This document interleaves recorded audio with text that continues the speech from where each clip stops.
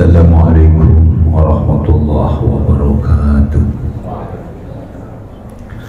Alhamdulillahilladzi nahmaduhu wa nasta'inuhu wa nastaghfiruh wa na'udzu billahi min syururi anfusina wa min sayyiati a'malina. Man yahdihillahu fala mudilla lahu wa man yudlil fala hadiya lahu. Asyhadu an la ilaha illallah wahdahu la syarika lah wa asyhadu anna Muhammadan abduhu wa rasuluh la nabiyya wa la rasula ba'da. Allahumma salli wa sallim ala habibika wa rasulikal mukhtar Muhammadin wa ala alihi wa sahbihi wa mawalah. Amma ba'du, jamaah salat subuh masjid yang kita cintai, Masjid Ukhuwah Islamiyah Perum Sekar dengan Indah rahimakumullah. Bersyukur kepada Allah Subhanahu wa ta'ala sampai saat ini kita diberikan ketetapan iman dan Islam di dalam dada kita masing-masing, sehingga kita bisa hadir dalam majelis ini dalam rangka taklim, tugas yang dibebankan Allah kepada kita, yaitu mencari ilmu.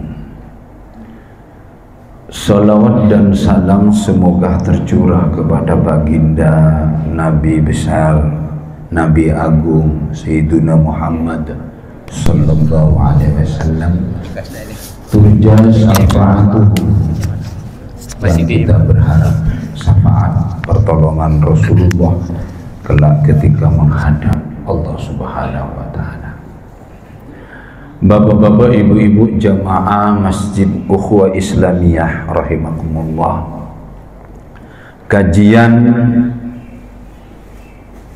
subuh kali ini adalah kajian penutup dari bab tentang godaan-godaan yang hadir dan menjadi batu sandungan kita dalam menghadap Allah. Yang pertama harta, yang kedua manusia atau komunitas, yang ketiga adalah nafs, yang ketiga setan yang kita bahas pertemuan kemarin, dan yang terakhir adalah nafsu.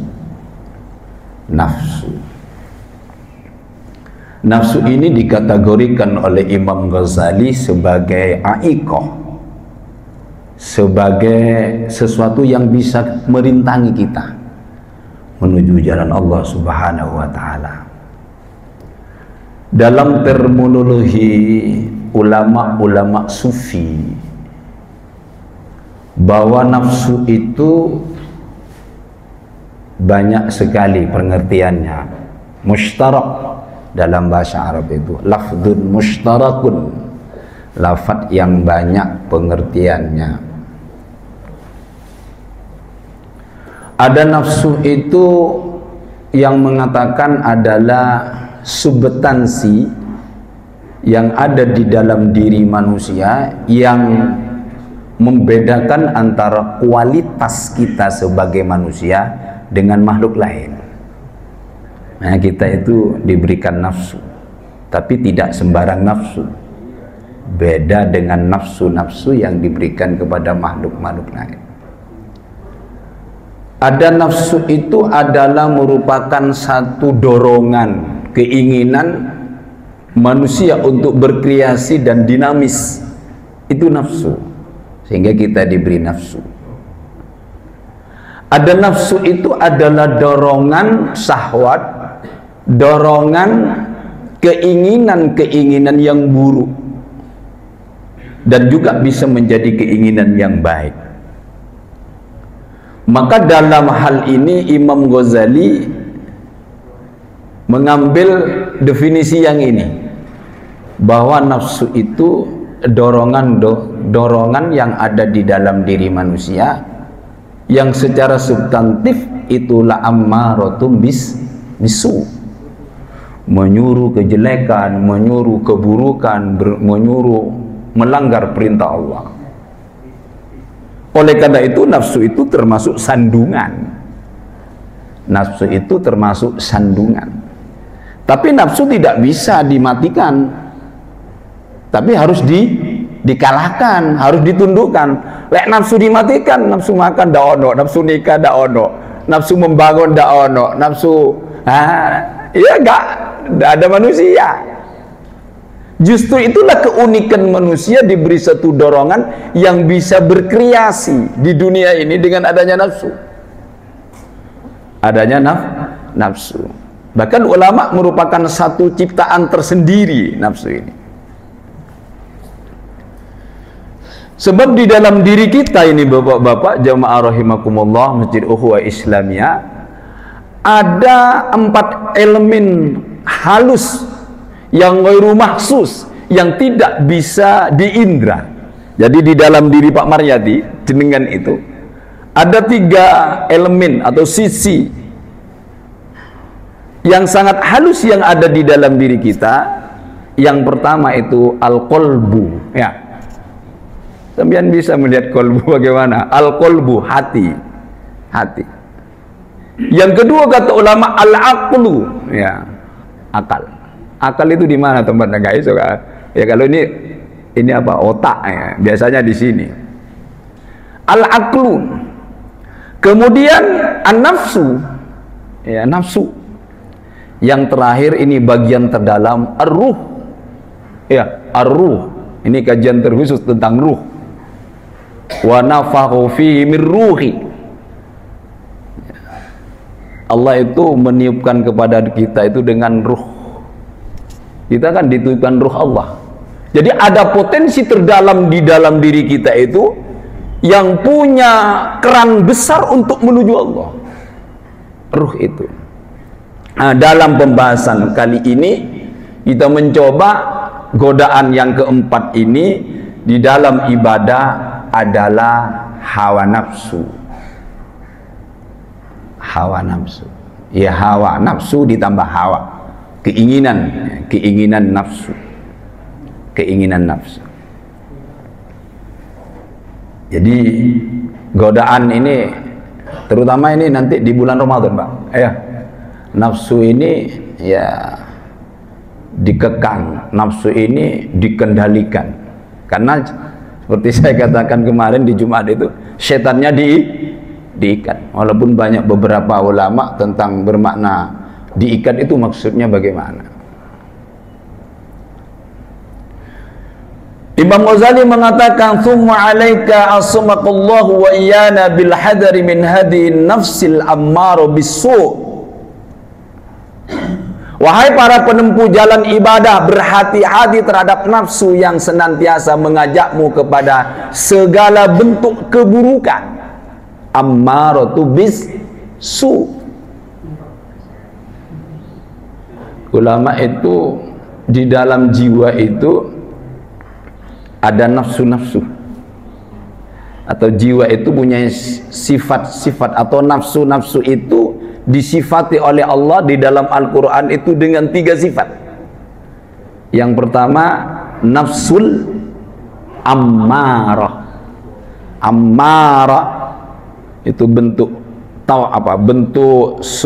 sangat mubalaghah, sangat memerintahkan kepada keburukan. Yang kedua adalah nafsul lawwamah, nafsu yang selalu mencela, nafsu yang selalu menyesal. Si apik nafsu ini menyesal, kadang-kadang ya ngaji, kadang-kadang enggak, kadang-kadang ingkar, kadang-kadang enggak, lawwamah. Tapi di saat dia sudah melakukan sesuatu yang jelek, dia nyesal. Itu lawwamah, yang mencela atau yang menyesali dirinya. Yang terakhir, mudah-mudahan itu termasuk kita, nafsul nafsul mutmainnah, itu nafsu yang sudah tenang, nafsu yang selalu berdampingan dengan Allah. Ya ayyatuhan nafsul mutmainnah irji'i ila rabbiki radiyatan mardiyah fadkhuli fi ibadi wadkhuli jannati. Mudah-mudahan kita ini dipanggil nanti ketika sakaratul maut, wahai nafsu yang tenang, ayo mulai. Cok, di dunia kamu itu, di dunia itu terbelenggu, tempat kamu itu di Tuhanmu sana. Irji'i ila rabbi, ayo balik nang Tuhanmu. Di dunia ini sumpah di dunia ini sempit. Ayo mulai kepada Tuhan. Irji'i ila rabbiki radiyatan mardiyah, dengan rela dan direlakan, dengan ridho dan diridhokan. Fadkhuli fi ibadi, ayo masuk kepada hamba-hambaku. Wadkhuli jannati, ayo masuk kepada surgaku. Mudah-mudahan kita termasuk ini, diberi nafsu mutmainnah, nafsu yang tenang, tenang. Ada godaan apa-apa tidak berpengaruh, pokoknya Gusti Allah, selalu. Ini nafsu. Jadi nafsu yang buruk, ya. Nafsu yang buruk. Memang manusia itu Pak dikategorikan dua. Ada yang dikalahkan nafsunya, ada yang memenangkan nafsunya. Mudah-mudahan kita termasuk pemenang Pak ya. Pemenang, termasuk nafsul mutmainnah.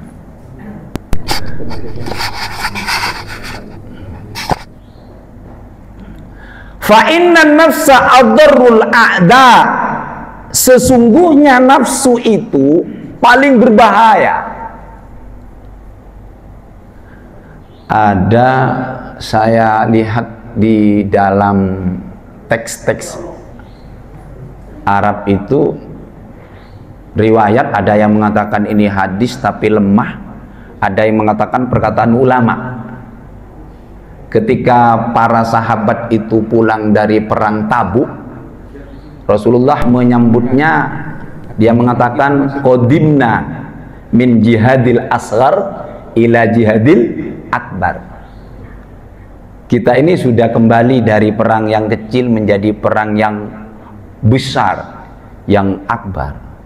Wa qalu, dan sahabat bertanya, ayu jihadil akbar ya Rasul, jihad akbar itu seperti apa? Rasulullah mengatakan jihadun nafs. Tapi ini ada yang mengatakan hadisnya dhaif. Bahkan ini perkataan ulama. Terlepas dari itu, secara kontennya api, secara konten matan hadisnya api. Yang bermasalah di sanadnya mungkin. Kan hadis itu Pak ya. Kontennya api, bermasalah di sanad. Sanad tidak bermasalah, di kontennya yang bermasalah. Ini kontennya api. Kata Rasulullah, kita ini baru kembali dari perang kecil, tapi kita ini menuju perang yang besar. Sahabat heran, perang Badar kan sudah besar, perang Tabuk itu besar, tapi kok ini kata Rasulullah kecil? Sehingga sahabat bertanya, perang yang paling besar itu melawan nafsu. Nafsu. Makanya jihad nafsu Pak. Nanti di bulan Ramadan ini nafsu itu akan ditekan, nafsu itu akan dikendalikan.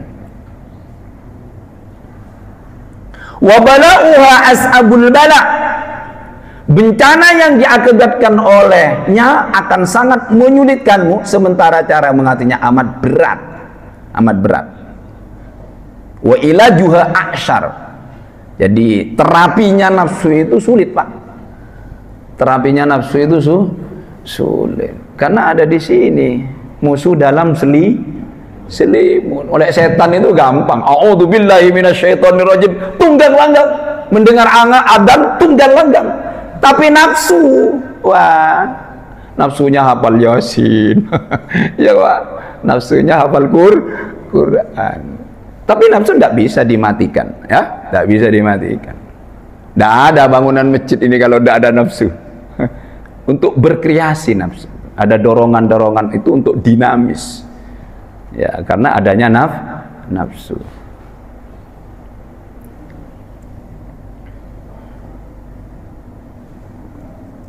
Penyakit yang ditinggalkan oleh nafsu sangat parah dan obatnya sulit didapat. wa dawa'uha ashkalud dawa. Jadi obatnya itu sulit didapat, nafsu itu. Sampean ke dokter saya kok gelisah dokter. Oh, sulit dokter itu kalau gelisah. Mungkin hanya tanda-tanda fisik. Saya kok sekarang itu kok ibadah kok males. Sampean bawa ke dokter guys, Pak. Sampean bawa ke kiai, ke ustadz, ke orang-orang yang memberikan motivasi tentang agama, itu ketemu. Jadi penyakit hati ini hanya diobati dengan orang-orang yang memang menekuninya. Nah, kalau penyakit fisik bawa ke dokter. Kenapa kita harus angkat bendera kita itu melawan nafsu? Kata ulama ada dua alasan. Kata ulama ada dua alasan. Yang pertama, annaha adun min dakhilil jasad. Sesungguhnya nafsu itu seperti pencuri dan perampok di dalam rumah Anda sendiri, sangat dan berat melindungi dirimu dari musuh yang seperti itu. Ia bersembunyi di dalam dirimu sendiri. Jadi annahu adu min dakhilil jasad wal lussa idza kana min dakhilil bait azzatil hilatu fi wa adamu ad-darar. Jadi ini nafsu itu seperti pencuri yang ada di dalam diri kita, perampok yang ada di dalam rumah kita. Sulit mengatasinya. Ya hanya kita tetap minta perlindungan kepada Allah Subhanahu wa taala. Jadi ibarat di sini ulama atau Imam Ghazali mengatakan pencuri atau perampok yang ada di dalam rumah Anda sendiri. Sangat sulit. Jangan-jangan istri kita yang menjadi musuh kita. Jangan-jangan anak kita yang menjadi musuh kita. Wasani yang kedua, annahu adun mahbubun. Alasan kedua adalah nafsu itu merupakan musuh yang dicintai, mahbub. Musuh yang dicintai. Cinta itu kan menaklukkan segalanya. Kalau kita cinta kepada Allah, ya apapun beratnya beban amanah itu akan dilaksanakan. Bahkan ada yang mengatakan cinta itu buta. Kita bisa diperbudak dengan cinta. Dulu bapak-bapak mungkin maaf masih awal-awal tunangan atau awal-awal kawin itu kan seakan-akan dunia ini kan milik berdua. Iya. Yang lain ngekos semua atau yang lain ngontrak semua. Karena saking cintanya, kemana saja dengan kekasih kita, hujan kehujanan, panas kepanasan, tidak ada masalah. Kenapa? Cinta. Ketika itu yang dicintai salah, dibela mati-matian karena cinta. Nah, ini nafsu itu. Jadi merupakan adun, merupakan musuh mahbub yang dicintai. Nah, manusia umumnya tertutup matanya terhadap aib yang terdapat dalam diri orang yang dicintai. Wah, ini manusia biasa, Pak. Jadi kita melihat sesuatu itu bukan dengan kacamata cinta dan juga bukan dengan kacamata benci. Kalau kita melihat seseorang dengan kacamata benci, semuanya tidak ono sing apik. Dan sebaliknya kalau kita melihat seseorang dengan kacamata cinta, kadang-kadang ya kita tidak selektif karena sudah cinta. Sesuatu yang dilanggar oleh orang yang dicintai kadang-kadang digaris bawahi kata tadi cinta. Dalam hal ini seorang penyair itu bersenandung. Di sini disebutkan dengan Imam Ghazali. Nafsi ila ma darrani da'i taksiru asqami wa auja'i fa kaifa ihtiyali min adui idza kana adui baina adla'i. Subhanallah. Nafsuku selalu mengajakku kepada yang membahayakan. Nafsi ila ma dharrani. Ini nafsu yang negatif, Pak ya. Nafsu yang amarah selalu mengajak kepada keburukan ya. Selalu ya bersekongkol dengan kemaksiatan, kejelekan dan keburukan. Ini dalam, padahal nafsu ini nanti perkembangannya ada nafsu mutmain. Tapi dari sisi ini Imam Ghazali menyoroti bahwa secara umum nafsu itu menjadi kendala atau menjadi sandungan bagi orang yang ibadah kepada Allah. Makanya nanti insya Allah mudah-mudahan kita balighna Ramadan ya Pak. Balighna Ramadan. Karena nafsu ini kekuatannya ada di makanan Pak. Kekuatannya di makan, karena fisik. Lek makani wake perut lah. Iya, ada dua ujian kita itu, perut dan di bawah perut. Al-batn wal farjen. Al-batn wal, orang kalau semata-mata perut bisa carokan Pak, caro. Masalah orang kalau perutnya lapar Pak, akidahnya bisa dijual. Maaf nggih. Makanya orang Islam tidak harus suki. Ya enggak juga lah Pak. Maksud harus suki. Iya, maksudnya ekonomi harus baik. Fakta di lapangan orang-orang yang murtad itu, orang-orang kita, itu bukan karena perbandingan ilmu, perbandingan agama yang dia pelajari, bukan. Dikasih sarimi, sakardus. Di daerah-daerah rawan itu bisa murtad kembali kepada agama moyang atau kembali kepada agama yang dalam tanda kutip ya tidak diridhoi oleh Allah ya, tidak diridhoi oleh Allah. Nah, kalau orang masuk agama Islam itu melalui ini akal. Makanya saya katakan tadi ada elemen-elemen yang di dalam jiwa manusia itu ada akal, ada kolbun, ada ruh, ada nafsu. Nah akal ini nanti sebagai penimbang memikir. Tapi kalau akal itu nanti bisa tunduk kepada nafsu. Kalau akalnya itu disupir nafsu, wis Pak. Dia itu tunduk dengan hawa nafsunya. Akalnya bisa tumpul. Akalnya bisa tumpul. Memperparah luka dan sakitku. Ya, tukthiru asqami wa auja'i. Fa kaifa ihtiyali? Bagaimana bisa saya melindungi diri dari musuhku yang bersembunyi di antara tulang rusuk? Subhanallah. Idza kana adui baina adla'i, musuh itu ada di kita ya. Cuma ini kan ghairu mahsus, tidak bisa diindra ini. Mana yang nafsu, mana yang akal, mana yang ruh, kan ya kita nanti sesuai dengan perkembangan ya kita masing-masing. Nafsunya kita kan masing-masing Pak. Ya. Nafsunya para pejabat ya beda dengan nafsunya tukang becak, beda. Jadi nanti ada kelasnya. Nafsunya ustadz beda juga. Nah, beda juga. Maka nafsu itu dikategorikan fitnah. Fitnah itu bukan fitnah bahasa Indonesia Pak. Beda ya, fitnah secara lughah Arab dengan fitnah secara Indonesia. Fitnah itu bisa kemusyrikan, fitnah itu bisa perpecahan, fitnah itu bisa kejelekan, keburukan. Itu fitnah. Makanya ada al-fitnatu asyaddu minal qatl. Fitnah itu lebih kejam daripada pembunuhan. Bukan fitnah-fitnah biasa, enggak. Fitnah ini kemusyrikan. Karena terminologinya adalah terminologi Arab. Ya, karena bahasa Arab. Kadang-kadang bahasa Arab itu ketika diserap kepada bahasa lain itu sulit, tidak sama ya. Tidak sama. Seperti kata nafsu itu kalau diserap kepada bahasa Indonesia itu macam-macam.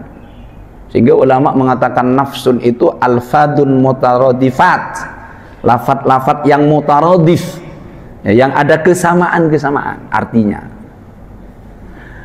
Fitnah nafsu, apabila manusia memandang positif, fa idza yastahsinul insanu min nafsihi kulla qabiyin wa la yakadu yattali'u ala aibin laha wa hiya fi adawatiha wa adrariha.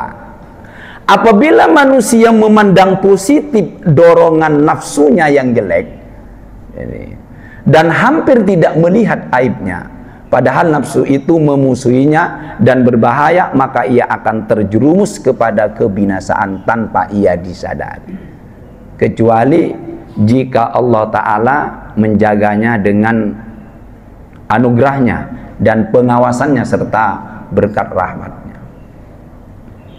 Jadi tanpa disadari, kadang-kadang nafsu itu menyeret kita kepada hal-hal yang mungkin dianggap baik, tetapi di situ ada nafsu, hibdun nafs. Sambian maaf nyumbang janda, maaf nih, infak ke janda, tapi jandanya janda kembang. Umpama, jangan-jangan ini hibdun nafs, bukan karena fisabilil. Nah, ini awas Pak. Menyantuni anak yatim karena ibunya wayu maunya disantuni. Ini bisa saja hibdun nafs. Ya kita minta perlindungan. Kita diajari oleh Rasulullah dalam muqaddimah khutbah itu, alhamdulillahilladzi nahmaduhu wa nasta'inuhu wa nastaghfiruhu wa na'udzu billahi min syururi anfusina wa min sayyiati a'malina. Itu disunatkan setiap khutbah itu Pak. Cuma kan kita kan bervariasi, kadang buat sendiri ya. Saya kalau khotib itu buat sendiri pengantarnya, tapi sing sunnah iki alhamdulillahilladzi nahmaduhu ini. Tapi kita kan iya, kita ini kan enggak gaya kadang-kadang. Gaya. Hal ini yang dianjurkan Rasulullah, wa na'udzu billah min syururi anfusina. Jamak nafsun itu anfus. Ya Allah, aku minta tolong, wa na'udzubillah min syururi anfusina, dari jeleknya nafsu kita ini, wa sayyiati a'malina, dan keburukan amal kita. Itu diajarkan oleh Rasulullah. Setiap pembukaan khutbah apapun disunahkan baca itu. Khutbah nikah, khutbah Jumat, dan khutbah-khutbah yang lain. Tapi teman-teman kalau khutbah kan beda-beda ya, gayanya beda-beda sesuai dengan konteks judulnya. Tapi yang dianjurkan ini kok, yang dianjurkan. Maka ini peringatan, awas nafsu ini dikategorikan oleh Imam Ghazali termasuk definisi yang mengajak kepada kejelekan. Ketahuilah para ahli ibadah.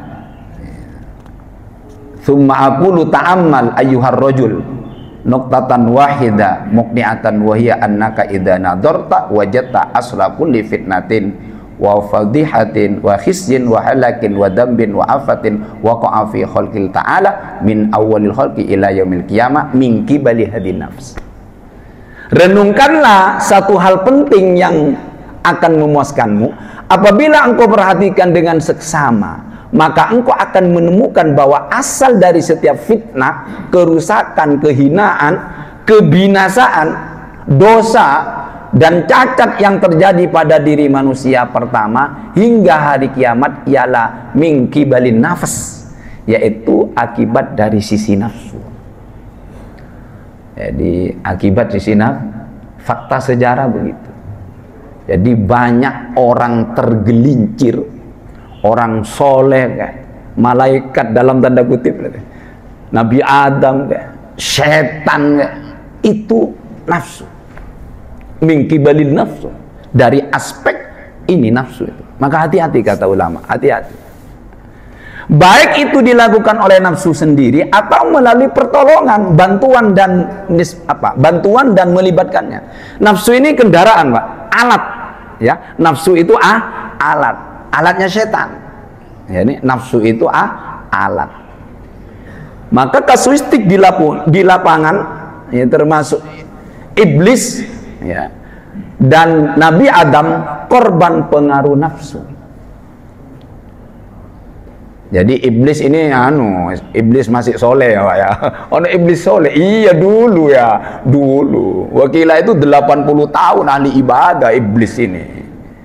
Ya, sebelum makhluk-makhluk itu yang ada. Iblis ini sudah sujud kepada Allah. Tapi perjalanannya karena tadi sombong, kemudian ingkar kepada Allah, diusir. Ini kasuistiknya. Memang terjadi dulu Pak, bapak-bapak kita Adam dan Hawa ini sudah ya digoda dengan iblis, kendaraannya itu adalah nafsu. Iblis adalah yang pertama kali melakukan kemaksiatan kepada Allah, yaitu menolak perintah Allah untuk bersujud kepada Nabi Adam. Suruh sujud kepada Nabi Adam, nggak mau. Kenapa? Ya tadi itu, Nabi Adam khalaqtani min nar wa khalaqtahu min tin.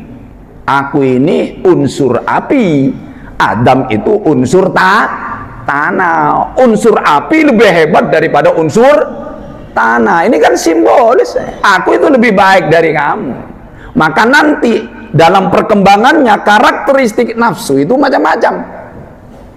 Karakteristik nafsu itu macam-macam. Ada yang karakternya nafsu itu seperti bahamiyah, Pak. Kenapa bahamiyah itu? Kata Imam Ghazali itu binatang ternak. Binatang ternak itu makan, minum, kawin, ya Pak ya. Makan, minum, kawin, makan, minum, seks lah bahasa saya. Makan, minum, seks turu. Bodoh awak ini. Maka ketika ada manusia kok nafsunya berkarakter bahima, yaitu binatang ternak, ndak mikir agama, ndak mikir ilmu, pokoknya makan, minum, tidur, kawin. Nah, itu karakter.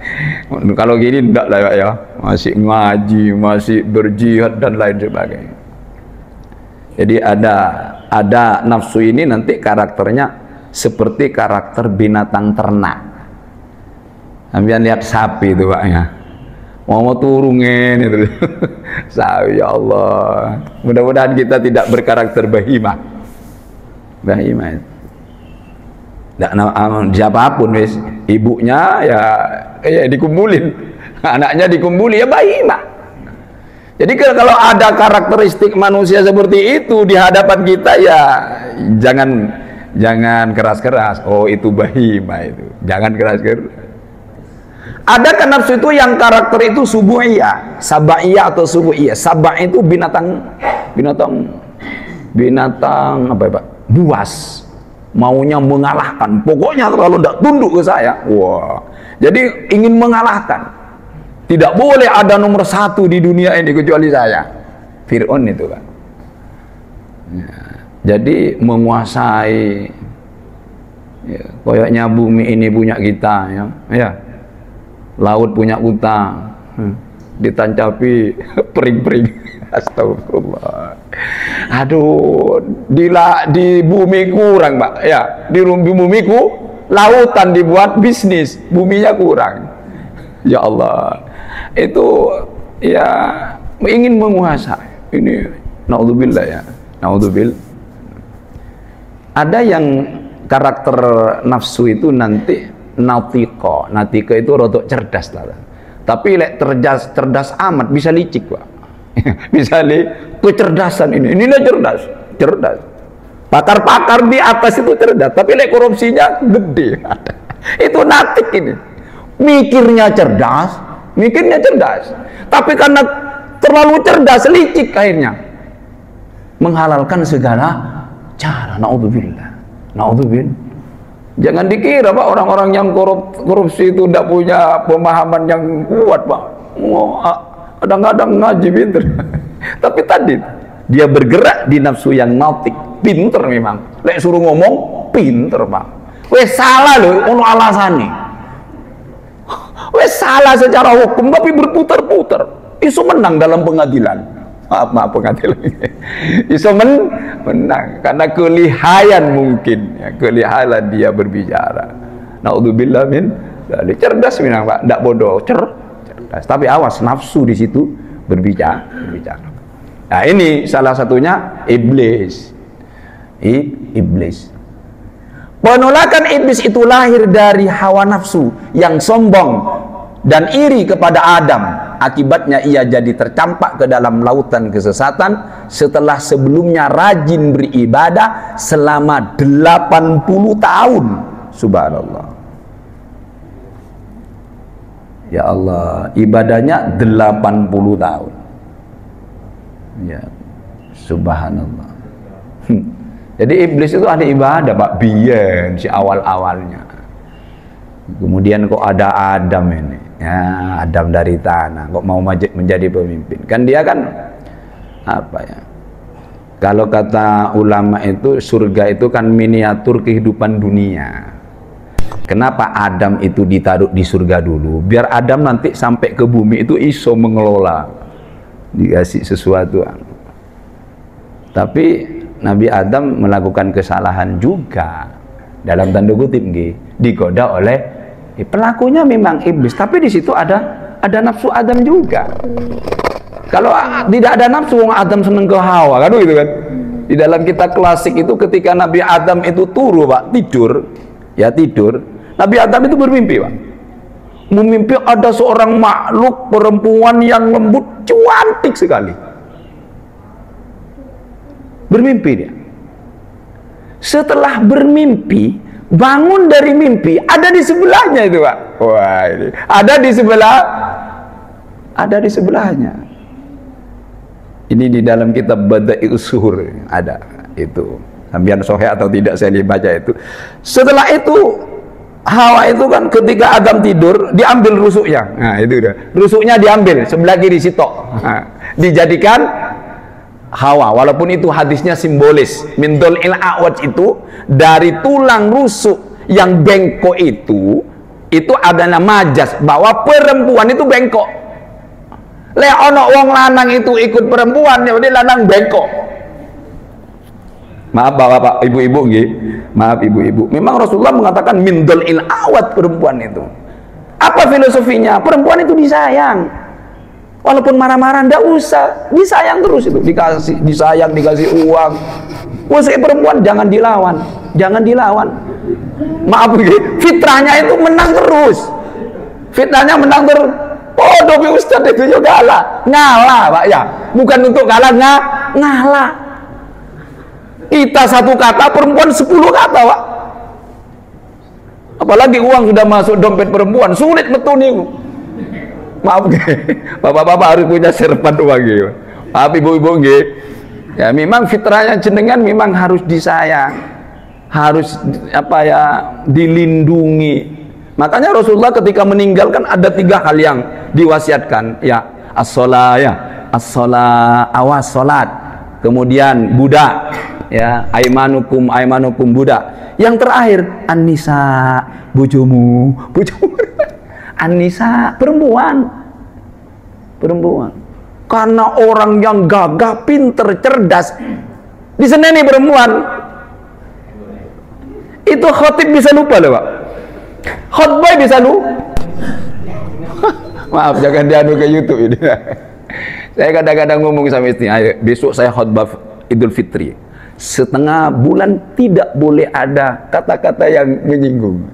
Nanti ada kasus, Pak. Ada seorang kiai mau khotbah, berangkat khotbah, bojone ngomong, "Mas, jajannya belum ada, nanti tamu iku opo?" Lupa, Pak, khotbah. Mikirin dak konsentrasi. Harus ibu-ibu harus selalu positif kepada ibu bojone, sayang ya, harus sayang. Apalagi bojonya tukang khotib, jangan sampai dimarahi, hilang materi khotibnya. Ya Allah, tapi di sanalah perempuan itu. Kehebatan seorang laki-laki, kesuksesan seorang laki-laki, pasti ada perempuan di belakang. Cuma ada ditampakkan. Sampean pernah ibunya istrinya Imam Syafi'i ditampakkan? Enggak ada, dalam sejarah enggak begitu tampakkan. Tapi lahirnya semua Syafi'i, lahirnya Imam Ahmad, lahirnya Al-Maliki, ibunya, istrinya enggak ditampakkan. Memang perempuan enggak boleh ditampakkan, harus sembunyi, ya, di kamar, di rumah, enggak apa-apa. Dulu istri-istri Rasulullah berbisnis itu home industry, enggak ke pasar. Tapi saya kan ke pasar, ya enggak apa-apa lah, niat bantu bojo, asalkan bisa menjaga diri. Kalau perlu home industry ya, Pak. Wah, ini Adam dan Hawa berbuat dosa juga karena pengaruh nafsu. Ya, Adam dan Hawa ya kan di Al-Qur'an itu kan dipucuk, "Adam, kamu kalau memakan buah kuldi ini, kamu akan abadi di surga. Bahkan kamu akan jadi malaikat." Iotanya akhirnya tertarik. Kalau manusia itu diberi 10 hal, lalu ada 1 yang dilarang, sing 1 itu, ada kasus itu di rumah saya. Akhirnya gila, Pak. Nak, Ini ada kotak, di situ berisi ilmu-ilmu. Jangan dipelajari ya nak. Dibuka Pak. Dipelajari, dibuka, stres. Karena dia penasaran. Oh sih, kok mbakku nggak oleh bukain opo kan? Penasaran kita itu. Akhirnya dibuka, ilmunya dipelajari. Sudah tak kasih nasihat. Jangan deh, ilmu itu harus ada gurunya. Diamalkan. Stres Pak. Karena keinginannya suge tapi tanpa suge tanpa bekerja. Oh ini sih Qabil ya, Qabil. Kita ceritanya Qabil Habil lah ya. Ya sudah tahu. Dua malaikat Harut wa Marut. Ya. Wa ma unzila alal malakaini Harut wa Marut dalam Al-Qur'an, itu surat Al-Baqarah 102 disebutkan. Ini juga korban nafsu. Karena rasa iri dan dengki Qabil membunuh Habil, keduanya anak Adam dan Hawa. Dua malaikat Harut dan Marut juga menjadi korban dari nafsu, dan yang demikian akan terus terjadi hingga hari kiamat nanti. Awas, kita itu bisa jatuh juga karena nafsu. Ya, jatuh. Nah, itu Pak. Orang itu dikasih harta, sukses, ujian harta. Sukses, ya, ujian pangkat sukses, ujian perempuan tidak sukses, wah itu, ini repot. Katanya Imam Ghazali itu, maaf ya, ini tambahan, wala tuhammilna ma la taqata lana bih, ya tuh, ya Allah jangan bebankan kepada kami beban yang tidak kuat. Ternyata itu perempuan, tafsirnya itu baca di Ihya. Memang ketertarikan perempuan itu sangat mendominasi Pak. Makanya ada pernikahan. Kalau tidak ada pernikahan, Masya Allah, orang kemana. Karena memang sekelas Imam Ghazali menafsirkan wala tuhammilna ma la taqata lana bih, itu adalah nafsu kepada perempuan. Yang itu dilegitimasi oleh Al-Quran. Zuyina linnasi hubus syahawat minan nisa, bukan minar rijal Pak, minan nisa. Mudah-mudahan kita ya ndaklah kalau umur 60-70 jari sopo Pak ya. 60-70 menurut penelitian tambah kuat itu. Apalagi makannya kambing, daging. Ndak, cinta itu tidak mengenal usia. Kenapa Imam Ghazali walaupun podo tuwe masih batal? Bukan karena tidak ada syahwat itu Pak. Jari sopo iya podo tuwe bisa ada syahwat. Saya lihat kadang-kadang orang itu pacaran masih ono itu umur 80, 70 ya. Tanyakan ke Pak Pengadilan. Banyak kasus kasusistik itu orang tidak mampu digoda yang satu ini. Maka jadilah ibu-ibu yang solehah, yang membentengi suaminya untuk kerasan di rumah. Ini yang bisa saya sampaikan.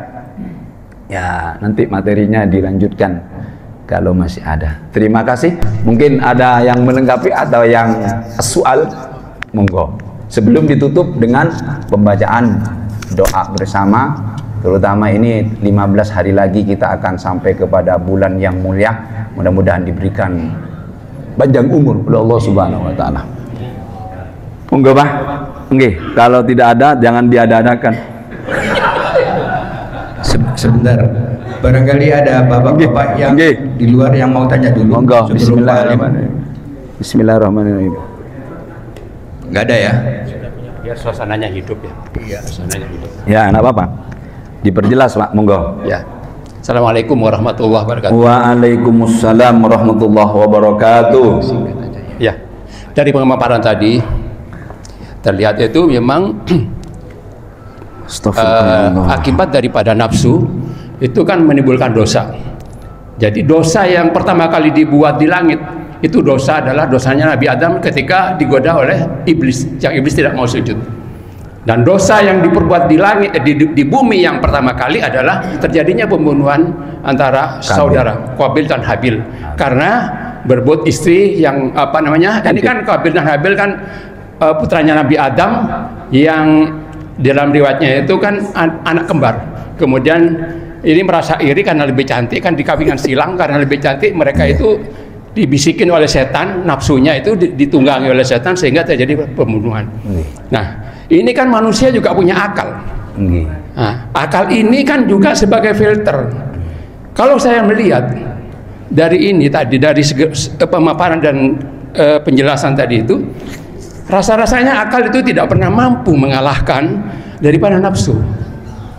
Akal tidak pernah mampu, padahal akal di situ kan fungsinya untuk memfilter. Bagaimana supaya akal bisa memfilter untuk bisa paling tidak mengalahkan. Kalau yang paling istilahnya paling topnya itu memenangkan dari kira-kira ini ada manusia itu punya akal sebagai filter, ditambah lagi dengan setan, kita punya dua ini. Terlalu berat memang. Ini kira-kira bagaimana ya anunya ya. Terima kasih ya. Ya, ini memang kajian tentang nafsu itu cukup pelit, Pak. Cukup sulit dijelaskan di muqaddimah Imam Ghazali. Akal itu adalah alat untuk memahami. Tapi ketika akal itu tidak dominan, yang dominan itu nafsunya, itu tidak bisa berbicara. Walaupun akal itu cerdas lah. Ya, fakta di lapangan, profesor doktor. Tapi ketika akalnya itu disetir, ya, dikendalikan oleh nafsu, nggak bisa apa-apa, nggak bisa apa-apa. Ya akal itu memonitor, ya akal ini baik, ini buruk, kan begitu kan? Tapi akal ini tidak sempurna. Yang sempurna itu memang adalah wahyu, Pak. Orang mendekati agama lewat akal ansih bisa sesat, bisa enggak. Maaf, Gi. Orang-orang barat itu mendekati agamanya dengan ini. Tapi kalau tidak ada wahyu bisa sesat, Pak. Karena akal itu terbatas memikirkan sesuatu yang tidak terbatas. Tapi ada juga yang mencari kebenaran langsung lewat Quran dan hadis. Ini bisa paham, bisa enggak. Juga bisa sesat, bisa enggak. Artinya kebenaran itu bisa didekati, satu dengan akal, dua dengan pemahaman wahyu. Maka menurut saya tetap akal itu berjalan, tapi ketika terjadi kontradiksi antara akal dengan wahyu, maka wahyu yang harus dimenangkan. Sepakat? Mungkin Al-Quran dalam tanda kutip, kok ini kok terjadi kontradiksi, umpama, maka yang dimenangkan adalah wahyu. Contoh, kenapa waris itu perempuan oleh biro Pak pengadilan sitok? Iya, 2:1. Adil enggak ini? Jangan secara akal mungkin yang kerja wong wedok itu. Wong lanangnya di dapur tok ngantar-ngantar dasar. Tapi kok tidak sama perbagian waris ini? Nah, disinilah karena laki-laki itu tanggung jawabnya besar. Ar-rijalu qawwamuna 'alan nisa. Jadi ya Pak, betul Pak, akal ini enggak mampu. Akal itu terbatas. Saya itu melihat orang di belakang saya, tahu enggak akal? Siapa yang ada di belakang saya itu? Enggak mampu, Pak. Akal itu empiris. Akal itu harus rasionalis. Ketika orang itu mengandalkan akal, tidak akan percaya kepada siksa kubur. Karena tidak bisa dibuktikan dengan ilmiah, empirisme, rasionalisme. Tetapi kalau wahyu Quran, wis, kala Al-Quran itu awis. Sami'na wa ata'na, insya Allah kita selamat. Kalau mengandalkan akal itu terbatas. Sepakat nggih? Kita tutup dengan doa kafaratul majlis. Subhanakallahumma wa bihamdika asyhadu an la ilaha illa anta astaghfiruka wa atubu ilaik. Wassalamualaikum warahmatullahi wabarakatuh.